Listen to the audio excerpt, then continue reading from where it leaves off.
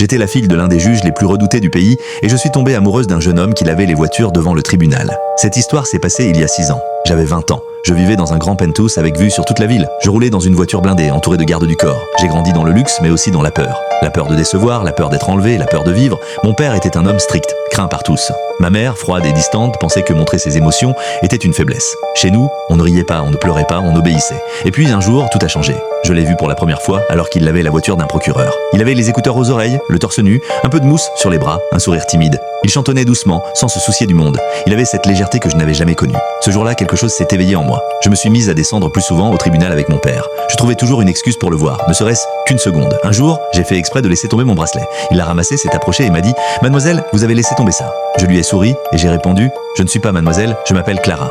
Quelques jours plus tard, j'ai trouvé un mot glissé sur le pare-brise de ma voiture. Il disait « Pour Clara, si un jour tu veux entendre de la vraie musique, viens à la petite place derrière le tribunal ». Le cas, j'ai relu ce mot des dizaines de fois. Mon cœur battait si fort que j'en avais mal à la poitrine. Ce soir-là, j'ai pris ma décision. J'ai attendu que mes parents dorment. J'ai mis des vêtements simples et je suis sorti discrètement par l'ascenseur de service. Quand je suis arrivé à la petite place, il était là, assis au bord de la fontaine, guitare à la main. Quand nos regards se sont croisés, il a souri. Ce sourire m'a traversé comme une lumière. Il a commencé à jouer une mélodie douce, sincère, pleine d'émotion. On a parlé pendant des heures de musique, de rêve, de liberté. Il m'a montré un monde simple, sans murs, sans règles, sans peur. Ce soir-là, pour la première fois de ma vie, j'ai eu l'impression de respirer. Mais je ne savais pas encore que ce bonheur allait tout bouleverser.